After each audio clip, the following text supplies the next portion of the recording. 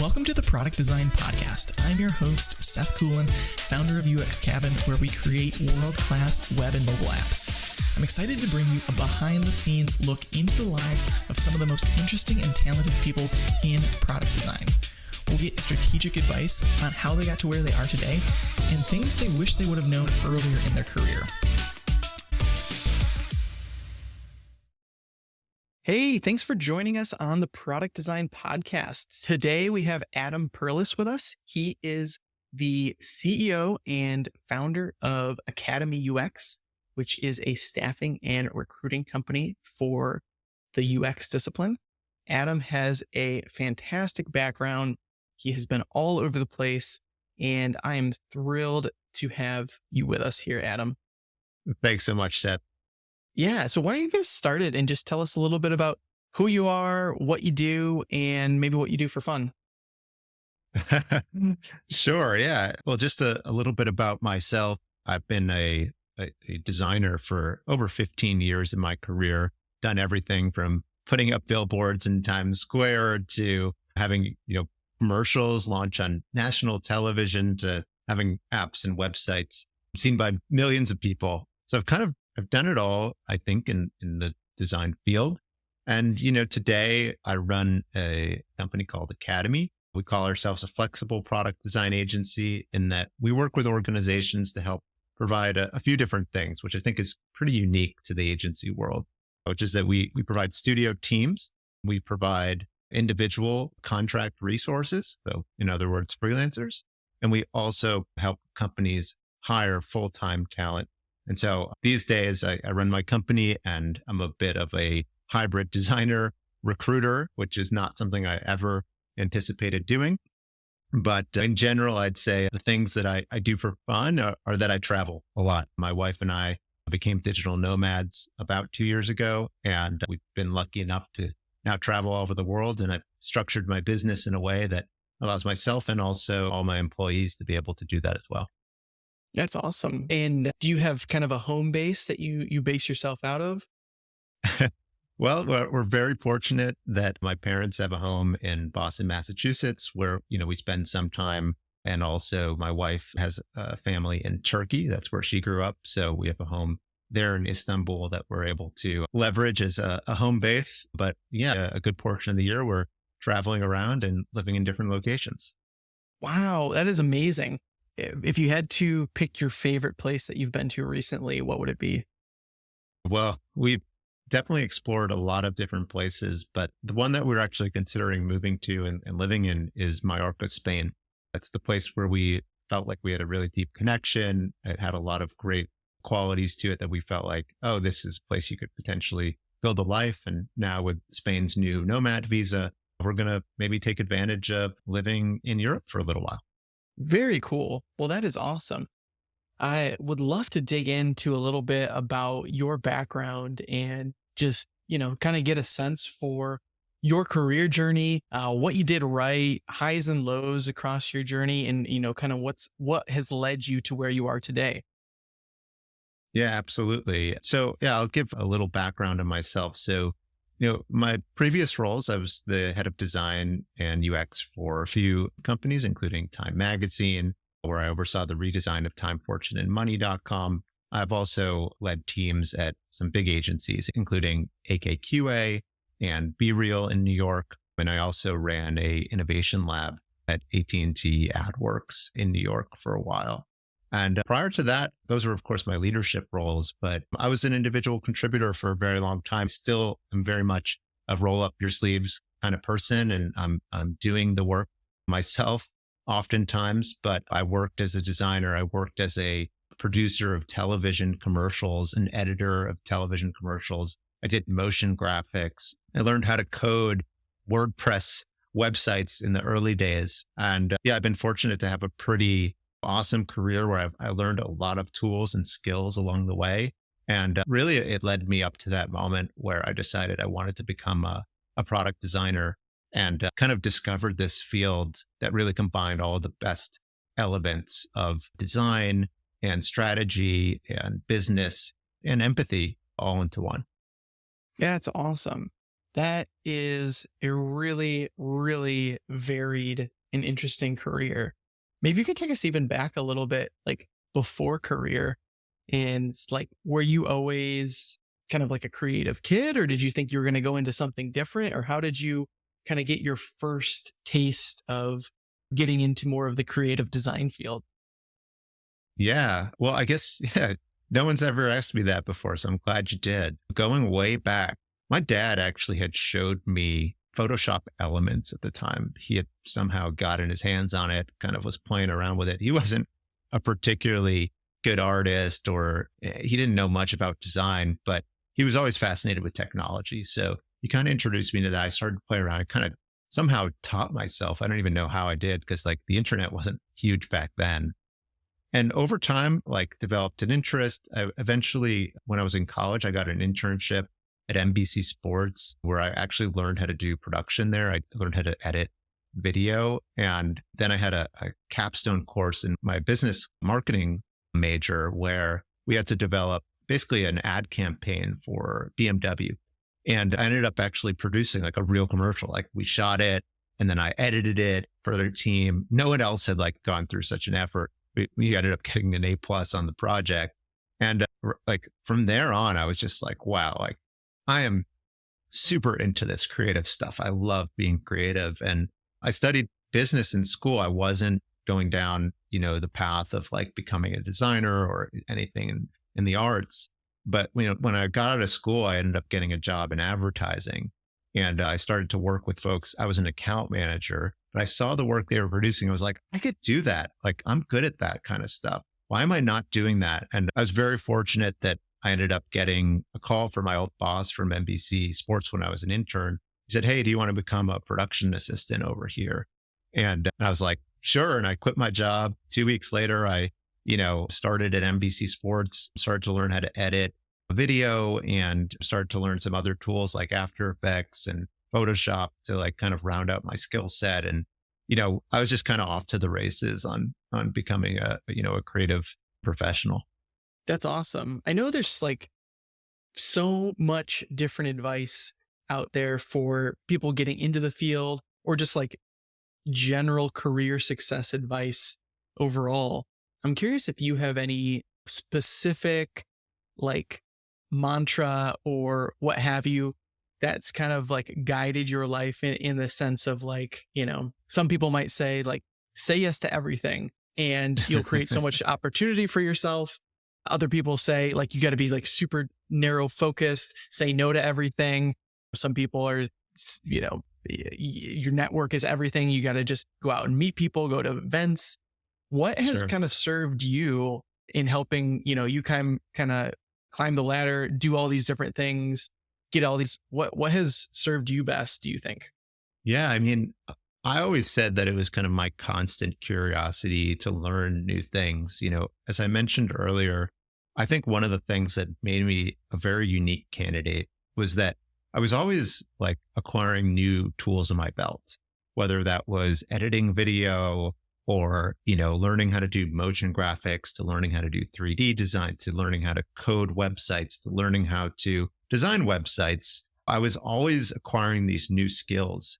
And that made me a really valuable asset to whatever organizations that I was going to join. And I think that was really driven by my own curiosity and kind of love for constant learning.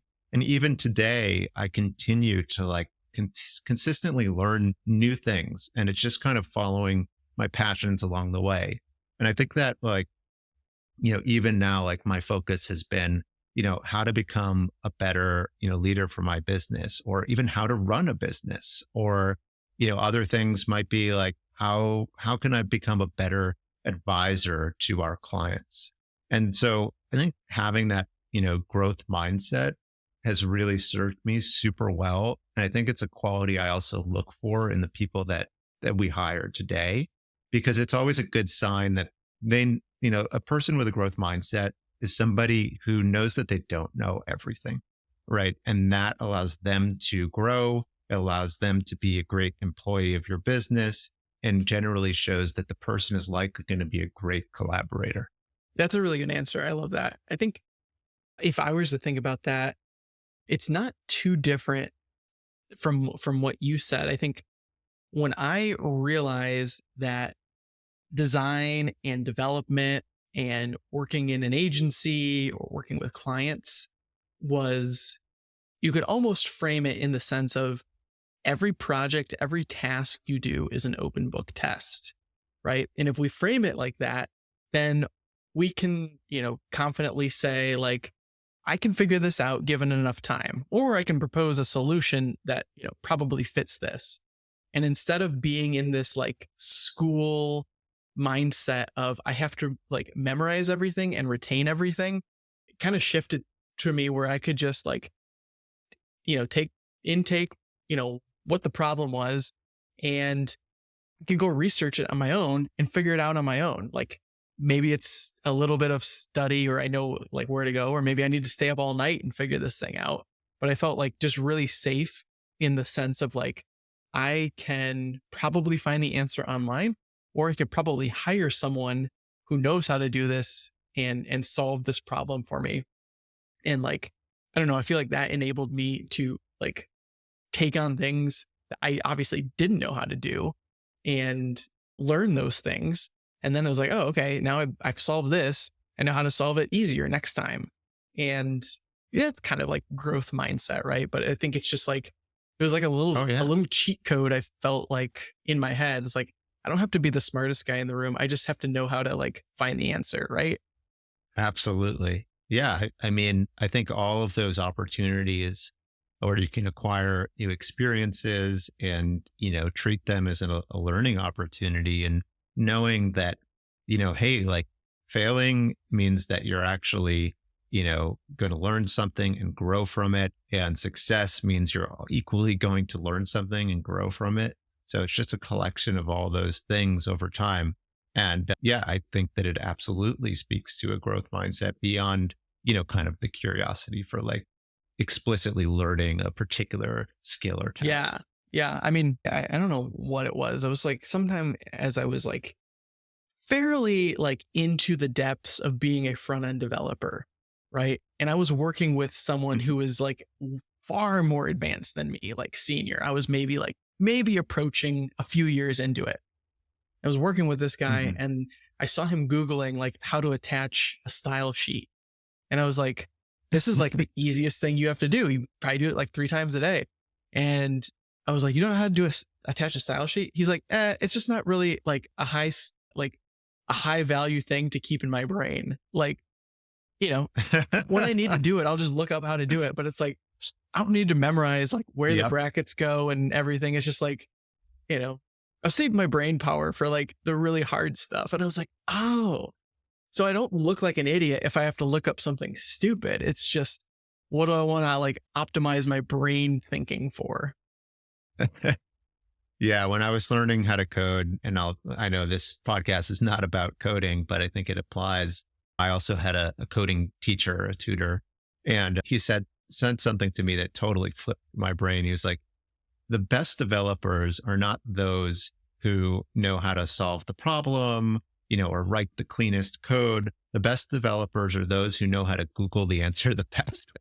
Yes. And I was like, wow, like that's such a hack. Like, I love that. Like, I never thought about that. I always thought I needed to like come up with a clever solution. And I think that really can apply to design as well.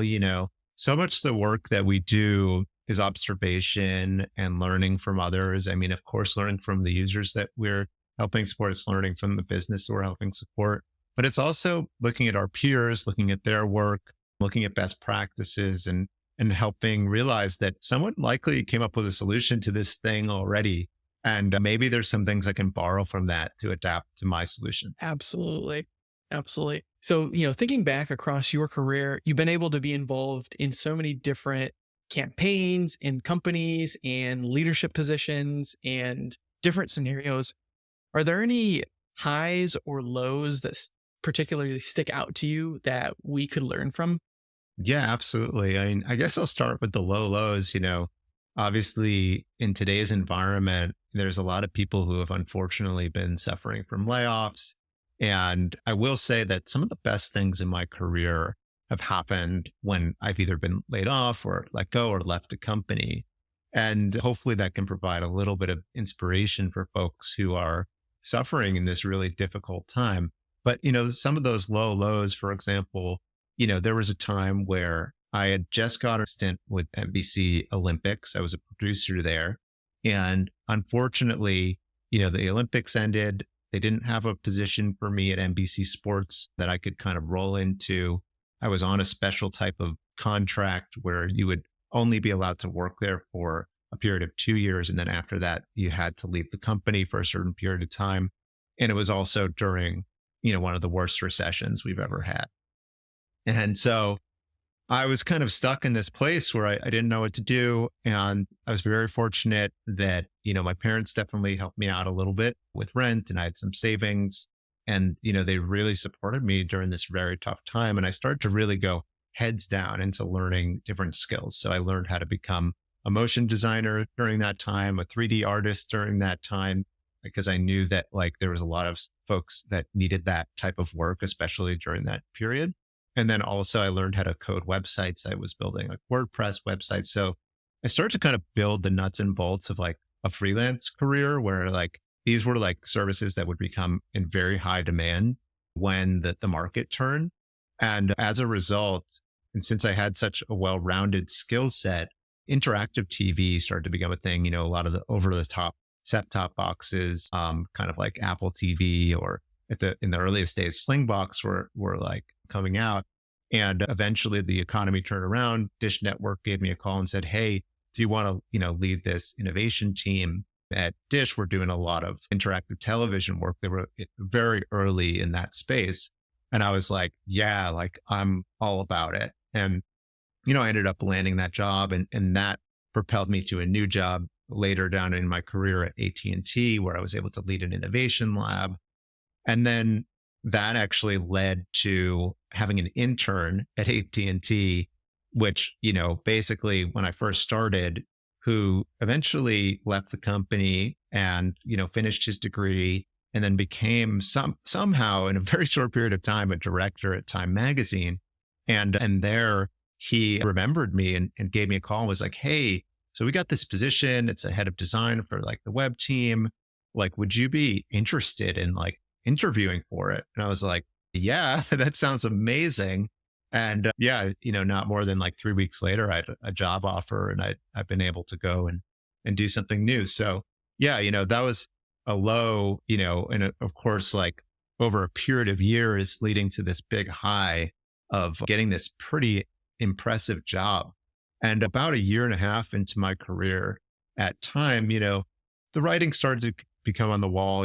I moved the organization as far as I possibly could move it. And I had started to see all these great opportunities happen because I was doing a lot of speaking engagements. I spoke at South by Southwest and Web Summit and Tech Open Air in Berlin, and a number of conferences all over the world, and telling kind of this story of transformation at Time.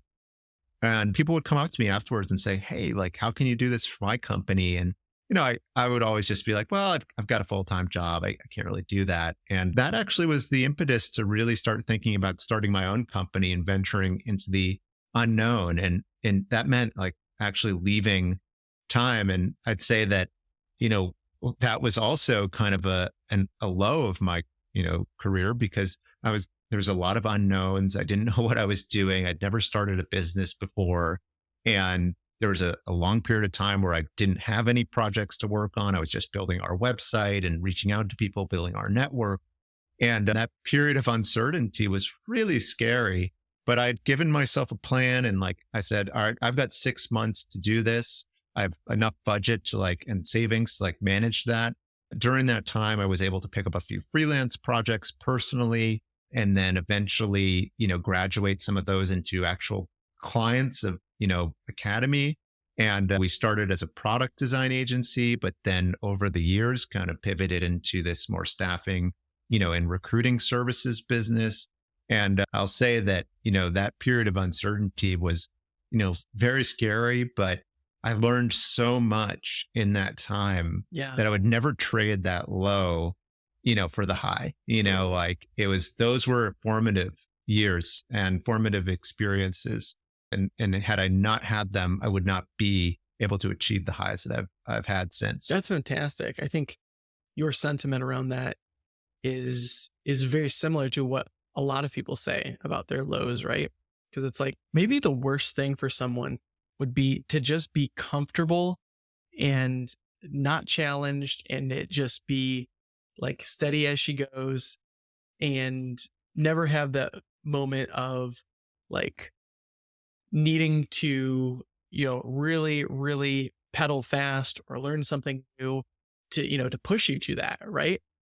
Because we don't know what the trajectory of your career might have been like otherwise, and just being able to respond to that, rebound to that, and as the rise from the ashes like the proverbial phoenix, right? Yes, yes, indeed. I think that there are a lot of people out there that definitely share in that experience. And, I think that, as I said before, failure is a big part of the process. I didn't always get it right. But I kind of followed my passions. I followed, I think a pretty good sound strategy of approaching kind of the problem spaces I was trying to tackle. And yeah, I think that it ended up working for me. Cool. So yeah, let's dive in and talk about some of your UX recruiting business. So this is really, really fascinating. And I'm sure it's really rewarding because you get to help a lot of people and companies at the same time. But yeah, maybe you can kind of start us off with the lay of the land. What are companies looking for in UX designers, product designers alike? Sure. Yeah. Well, why don't I tell you a little bit about our business first, because it is pretty unique. So, as I mentioned a little bit earlier in the episode, we take a very unique approach to our business. In fact, there aren't a lot of agencies out there, and I do consider us among the first to have kind of started a model like this, that really we're calling ourselves a flexible product design agency. And the reason is that we realized that our clients don't always need a full team, a full studio of people to work on a project. In fact, we've been around for about 6 years, but in 3 of those years, we operated as a traditional agency, basically building apps and websites and experiences and providing, all the resources involved with that: UX research, product designers, product managers, UX writers, etc. But not every project required that. And some of our clients would say, hey, like, we don't need the full team this time. Can we just have an individual or a few individuals or someone from a specific discipline for a particular part of the project? And so we started to change the model that we were operating. We were like, you know what?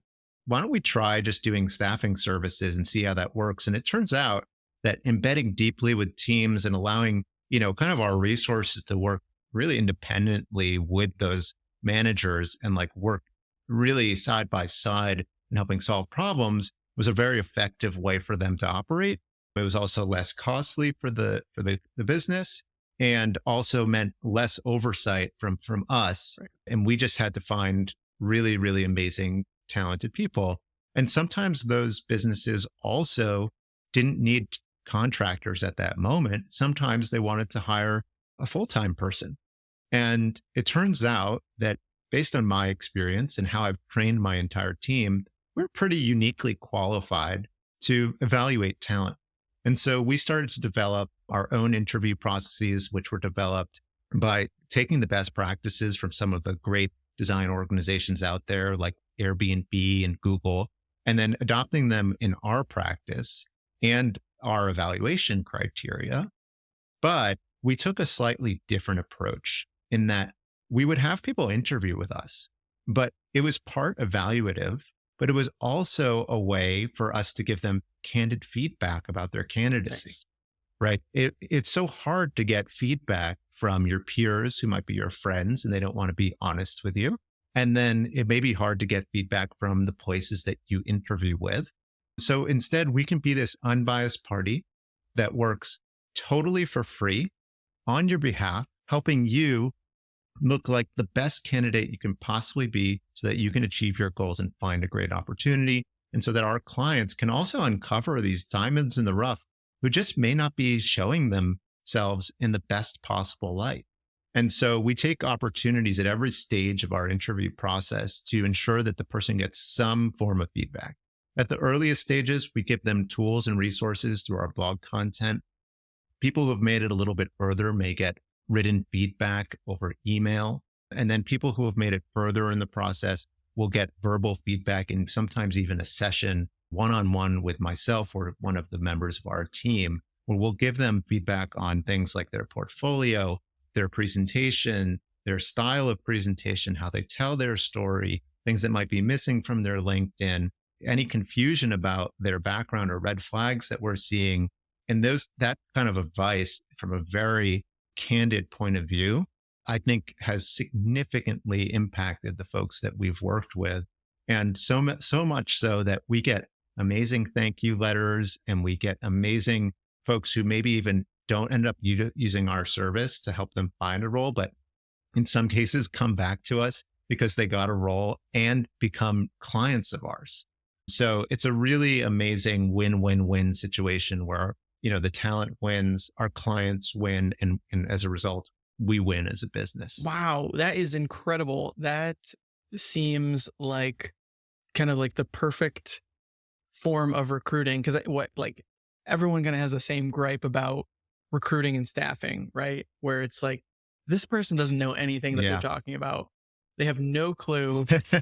The role that they're suggesting me for is completely not even something like within the realm of like possibility that I would want to do. And so it's just like, you have no trust in this company. They obviously haven't done their, research on you or on the field. So it's just like a lose right.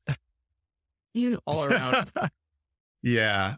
I mean, I can say that we honestly, in true form, we UX'd ourselves, right? We took a look at the industry. We said, staffing and recruiting services are broken. What are the core things that are really making people upset with them? And how can we repair that relationship? And I think there's 3 fundamental areas. One, we already talked about, which is providing candid feedback to the people that we work with and acting with their best interest in mind and being an advocate for them and helping them and being empathetic towards them and not treating them like a piece of meat. It was also about changing the way that we operated our business. We don't work on pure contingency, which means we're more incentivized to do really high quality work. It means that we're not just sending as many candidates over who check a box to our clients. We're actually evaluating them deeply and determining if they're really the right fit for the organization on a behavioral and skill-based level, right? And we're also committed to never ghosting anybody, right? If somebody is going to apply for a role, that's one thing. We're evaluating a lot of different people and not everybody's going to get a personalized response to that. But for people who do email us directly, we are committed to always getting back to them with an actual human response so that they don't feel like they are unclear about next steps in their process so that they can improve their chances of being able to get a role. Nice. And so with that, and as you mentioned before, it's really important that we actually know our field and our stuff. So, you can speak to us very candidly about the work that you do. We can give you very tangible advice. We're not confusing, a product designer with somebody who designs chairs. We actually can speak intelligently about the field. And that's not a knock on other staffing and recruitment firms. It's meant to be a very serious approach to our business. And we want to fix those things. We think it's really important. We hope that we can change the industry and also repair a lot of the relationships that have been soured by what frankly is just bad recruiting. Nice. So where do you go to find designers? Maybe this is, trade secrets, but I'm curious, do people come to you? Do you go find them? How does that work? Yeah, that's a great question. It's definitely a combination of both. I think, we're very lucky that we've been able to establish a great pipeline and great reputation in the industry. So we do get a good amount of people coming to us, whether that be through social channels, our content, that can also be through recommendations. All those things lead to a lot of inbound talent inquiries. But we also are very much, out there searching for folks in the market. Of course, we use a combination of tooling. We have, of course, LinkedIn is one of the primary areas we search for talent. So I'd say if you're not on LinkedIn, you should be. It's the number one place we'll be finding you. But we're also going deep into a lot of communities. We're lucky to be a part of communities who have been very gracious in accepting recruiters like us into them. I think it's partially that we are kind of industry insiders and we have the background experience that we do. So there is a level of trust there. And there we're able to mine for amazing talent and build great relationships with folks and help them, grow their careers. And I think as part of that, we're developing so much content to help those folks who are looking for, opportunities, that I think it just continues to grow the reputation and grow our ability to find new talent. So, having a web presence, being involved in communities, having a social presence, all of those things will contribute, to us being able to find you. So it's really important that you make yourself available in all those different channels. Nice. Nice. That's awesome. Thank you for explaining a bit of the background of how you guys work, what your processes are, and things like that. But yeah, maybe you can give us a little insider view on what these companies that you work for are typically looking for in talent. Yeah, absolutely. Well, I think some of the things we talked about earlier, including growth mindset, I think obviously their experience, what were the types of companies they were working at, what kind of problems were they able to solve, having detailed case studies about those particular projects and their contributions in them are, of course, are totally critical. And we've actually published some great resources on even how to prepare for, interviewing for a UX role that kind of goes into all the details of preparing a proper case study. But I'd say like the thing that I've personally looked for in talent are somebody's like growth mindset for sure, somebody who's really great at solving problems. And I think that can be evaluated one through their case study work, but also two through, collaborative design exercises where they have an opportunity to help solve a problem with a team member. And in that exercise, you can really see how somebody thinks. You can see how their process works. And it doesn't have to be a problem for the business. Like I did one once when I interviewed at Google, where if you've ever lived in the city, one of the big challenges is that it's hard to get a package to your doorstep that's safely delivered because sometimes your building doesn't have a doorman or a safe place to put the package. So what should you do? What solution can we design for this problem? And it was really a great exercise. And I was able to work collaboratively with, an individual on the other side. And they really got to see how I think, how I work with somebody else, and what kind of questions I ask in the process that I'd undergo to like solve this type of problem. I thought it was a great way for them to kind of evaluate my abilities. And especially as a problem solver, I mean, that is the work that we do, problems as product designers. And I think those are kind of the things that we like deeply look for when it comes to making a true hiring decision beyond kind of like the typical behavioral things. Of course, there are things from a behavioral level that I think are obvious. You want somebody who's going to, as I mentioned before, be a great collaborator, somebody who's not going to have a very big ego, somebody who responds well to criticism. I think those are like some of the classic things that you might look for. Sure.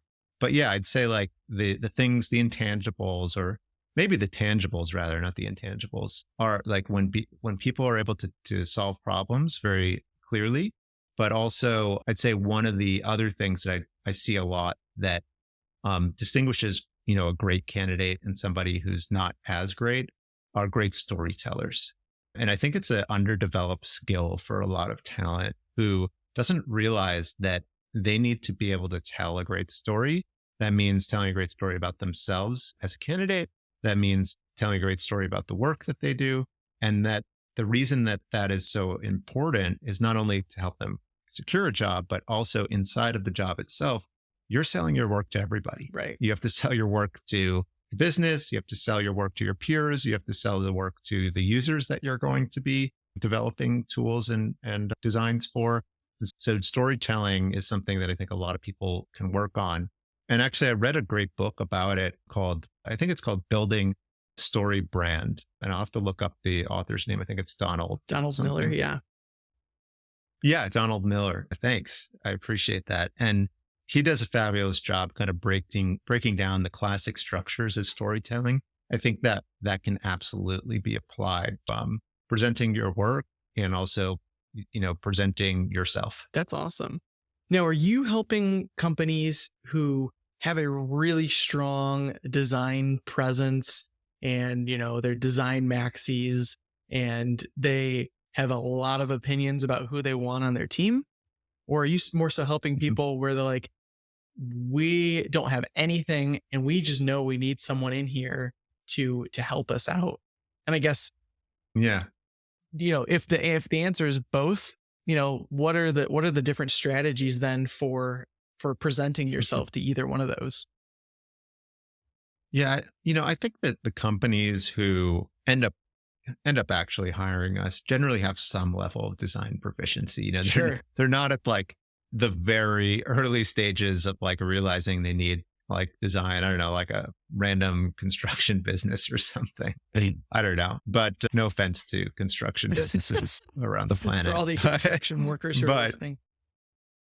Yeah, just by way of example, of course. But I'd say most of the companies we work with do have some level of design proficiency. They are at varying scales or levels of maturity when it comes to design. And I do think that we often do help educate some of them on certain pieces that might be important, especially in regards to team growth, team structure, types of resources you may want to hire, how to prioritize hiring of those resources.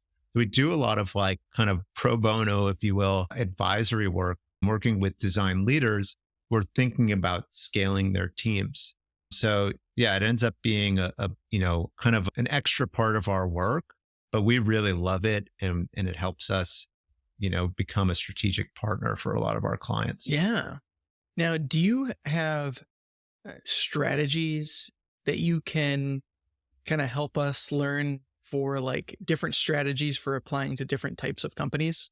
Yeah, absolutely. I give folks a lot of advice, of course, in the work that we do, as giving candid feedback, of course, one of our main tenets. And as a result, we kind of play, career coach to some folks, really at every level, including all the way from, junior talent all the way through leadership level. You'd be surprised how many design leaders I speak with who actually don't do a great job presenting themselves, even though they've got really impressive resumes. So we do a lot of leadership coaching and as well as career coaching for individuals. And with that, one of the things I was talking to a candidate, the other day, who was saying like, how do I break into the field? Like, I don't have enough experience. No one's going to give me a shot because I have no experience. How do I get the experience? And so I try to give them a few pieces of advice. One is, okay, well, why don't you try to find, a friend or a family member who has a business that you can help work on a project for?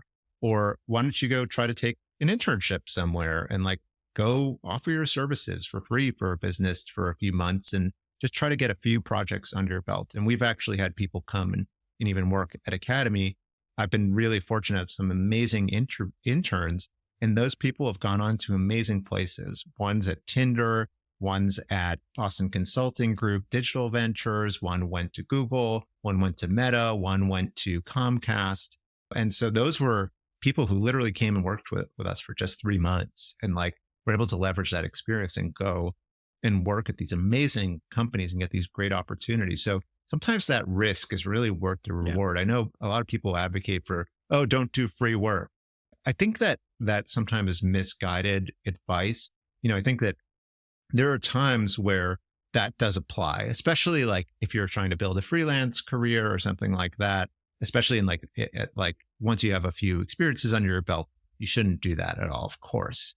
But I think for someone at like the earliest stages of their career, it can be a valuable opportunity to do that. And in addition to like being able to work on projects for maybe a friend or a company that you may intern with, I also advise people like, look, find a job that you really, really want, that you want to apply for, and take a look at that company, find a flaw in their product or find something that you think could be added as a new feature, right? And go and actually build that for the company, right? Create a case study, go through the entire experience as you would normally, get some user interviews, either from your friends or maybe even some users of the product, and really, really do it right.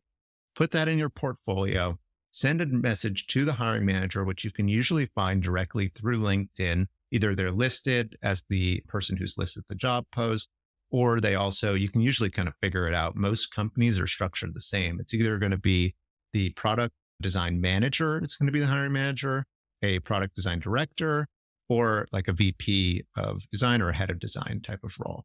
Send a message to all three of them with the same thing and tell them that you created this awesome case study. You would love their feedback on it. 9 times out of 10, you're going to get a response from them. And if it's not one of them, send it to the person in charge of design recruiting at the company, right? You're definitely going to get a response, and it's going to be something to talk about. You're going to be able to showcase your ability to do the work, right? And I really think that it's an effective strategy to being able to actually secure a job. And, some people will say, oh, like, how do I have time to do all that? You got to make time. I'm not a big proponent in general of like hustle culture, but I do think that putting in the extra effort on certain things, very strategic, targeted things, can yield extremely high results. And if somebody sent me a message like that, for sure, I want to talk to them. And if it's not going to work out now for whatever reason, I want to stay in touch, because at some point it's going to work out with this person, because I can see their hustle. I can see their desire to learn and grow. And it just seems like they're really exhibiting the best qualities of somebody who I might want to work with. I think that's great advice. And I think if we think about it just in terms of, a professional career, right? If you say you wanted to get into basketball and you really wanted to break into, playing maybe on a college team or maybe even pro, right? And, the correlation is we are professional designers. There's professional teams, there's, whatever.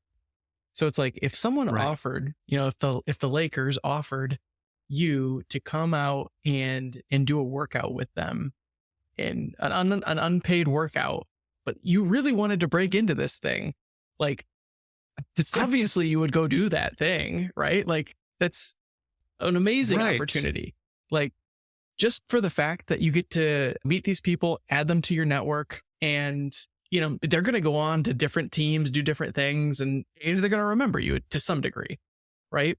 And it's 100%. And again, I don't think you should just be doing free work for people off Craigslist who are trying to do some shoddy app or whatever. But it's like, no. If you get invited to participate to this level, like, if you want it, if this is important to you, you should really highly consider engaging with them, right? Like, this, you got to weigh the upside and the downside. It's like, maybe I waste a weekend doing this, but maybe I get a really, really good job for a long time that provides me wealth and ability to buy a home, or, whatever your goals are.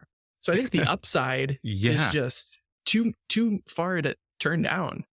I couldn't agree more. And one thing I want to correct about what you said, although I love the sentiment, it's like, don't wait for the invitation to come join the Lakers pickup game, right?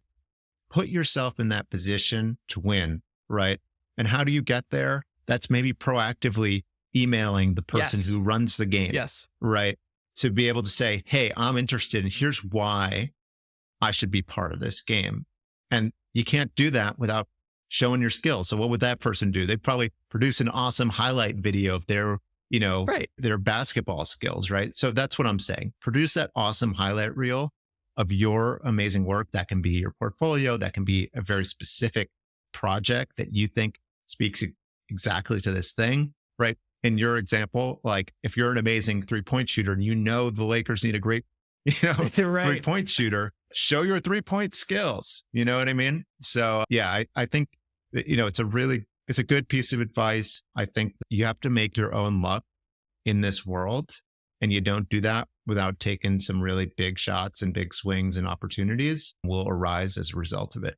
Yeah, no, absolutely. And I think one thing that's even worked for me at like an agency level, and I'm sure would work for individuals. In fact, I ask it is when you're doing an introduction, like instead of sending over just a case study or a link to your website, like do like a 3-minute loom, like introducing yourself, Yep. going over a case study or going over a problem that you saw. And it's like, man, like I can't tell you how many times like people will reach out to me and they'll be like, "Hey, I'm looking for a job. Do you have any?" And then I will say, like, first of all, I'll be like, "Oh, well, like, do you have a portfolio? Like, baseline." But then if it's like, I'll often be like, "Hey, would you send me a loom going through one of your favorite projects?" And like literally the amount of people who do this is like less than 10%. And like this is guaranteeing you to get a response from me. Like I will at least 100%. say like good, bad, or otherwise, like I will respond to you. And I think video can be a fantastic way to get people's attention and that no one's doing. I completely agree. Anything you can do to get somebody's attention, especially creative ways to do so, are fantastic. And I have received some, not many, but some looms of folks taking me through their work, and they've been very effective. I will say that don't make them too long. Right. I think your suggestion of making them maximum 3 minutes is a good number, because I've received like 45-minute looms that were like extremely detailed, and I really appreciated the effort, but it was just overkill. But they did get a meeting with me because I appreciated their effort. But I do think something, short and sweet is a great way to stand out. Another person like had a very creative portfolio that they created. They used actually a tool called ReadyMag, and they built this like little, like, it was almost like a card deck of like experiences. It was very cool and unique. His name is Gabe Kargara, I believe. I can send you the link and you can shout him out because he's actually looking out for a new opportunity. And I thought it was just like very interesting way of presenting himself and his work. Certainly shouldn't be like the number one tool that he uses for his portfolio, but I thought it was clever and different, which I liked. But 100% of the time, if somebody sends me a note, says, "Hey, I'm looking for a job. Here's my resume and portfolio," like almost immediately they're getting a generic response of, "Please apply on our website for the role that's available and we'll take a look at your candidacy," something like that, right? But those who write a very thoughtful message to me, it doesn't have to be a loom, right? It doesn't have to be a fancy portfolio presentation, but a thoughtful message about their candidacy and why they really would like this particular role, I'm going to respond to them and at least share more than a generic response about feedback or directionality in terms of what they can do for next steps in the process. That's awesome. Yeah. I wanted to get your take on, with all of the like tech layoffs and, talk of a recession and like all of these things, right? It almost feels like it's really, really hard to either just like get a job, secure a job, or more so even break into the field, with a lot of people coming out of boot camps or wanting to get started. And I'm curious from your perspective, like having a pulse on the industry, like are people still hiring? Is this a good time to be applying and getting into companies? Or is this more of a time to kind of work on your own projects, your portfolio, build? What do you think? Sure. Yeah. I mean, it's a great question. And yes, you're not wrong. The market has been put in a very difficult place for really the better part of 6 months, where companies unfortunately have let go more people than I think we've seen in a very, very long time. I'm shocked it's still not being called a proper recession. I don't know what things need to define that, but pretty much seems like we're in a recession at this moment. And then further, companies are just simply not hiring, right? They're not they're opening up their budgets, rather. They are, in some cases, being asked to either cut headcount or cut expenses. And it is a bit of doom and gloom at the moment. But, the thing I tell people, and I would tell them this regardless of the state of the economy, it's like, use this time to be able to build up on your experience by taking on some of the projects we talked about earlier. use this time to network. Networking is 90% of the job to be able to secure a new role, right? I will tell you that in my entire career, and I've been, doing this for 15 years plus, I've never secured a job because I have applied through a job board, ever. I don't think I maybe got one interview in my entire life. You know how many jobs I've applied to through that kind of system? I mean, thousands. I have I have less than 1%, Right. like hit rate on that. So in my opinion, use job boards as a lead gen tool, right? To know that a company might be hiring, start to target very specifically like a salesperson would, who the potential hiring managers are, and start to derive targeted strategies about how to get their attention by doing, some form of cold outreach, but very customized cold outreach to them. I think we talked a little bit about some of the strategies a little bit earlier in the pod. And then also focusing deeply on developing your network. That can take many forms. That can be keeping in touch with old colleagues and reconnecting with them over time, just doing coffee chats. I've spent my entire career doing coffee chats with people and making sure I keep my network fresh. That means joining communities. That can be Slack communities. That can be in-person events that are run by product design focus or UX focused communities, and being able to continue to build and develop those relationships over time so that as you go through your career, those people will remember you and they'll be able to recommend you for other roles. 99% or maybe 99.9% of the roles that I've been able to secure were because somebody in my network was able to recommend me for the job. And then subsequently, I ended up interviewing. They liked me enough to hire me for the role. Absolutely. When you can skip the line, go in through a side door or a back door, greatly increases your chances of getting noticed. And then, like you said, if you can furthermore have someone vouch for you or have someone escort you to the front of the line, your chances for closing something are just so much astronomically higher than, blind applying or, easy applying, because you're just in the sea of everyone else. It's impossible to evaluate everyone at that scale. And you just have to hope that someone sees, logs in and sees your application at the right time or the wind blows in the right direction. But like you said, I think if you can be a little bit targeted and a little bit smart about it, you can greatly increase your chances. I have to have some of the other things in place, like a good portfolio, a good resume, or at least something that doesn't distract or take away. You don't have to be the best, but pairing those things, you'll be pretty unstoppable and you'll be head and shoulders above the rest.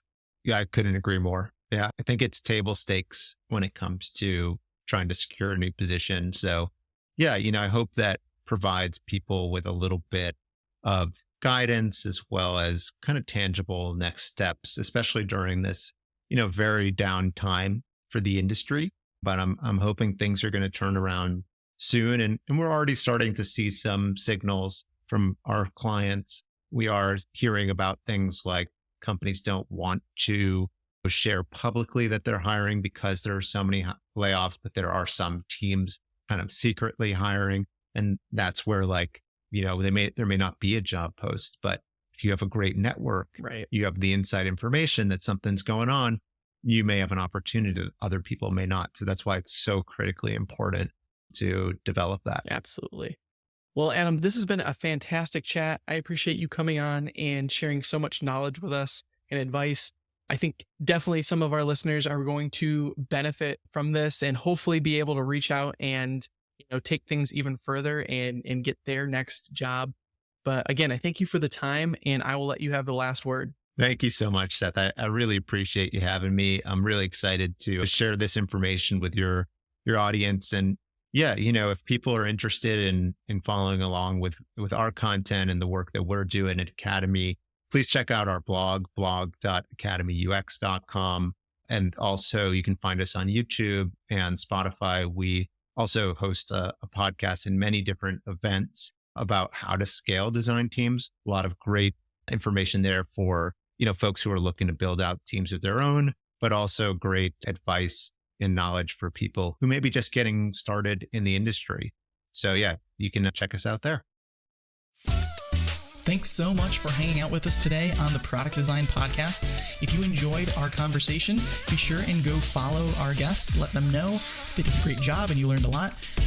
More to come in the following weeks as we bring on new guests. Please hit that subscribe button so that you will get these podcasts and learn a ton about the product design community. Excited to see you next time. Thanks.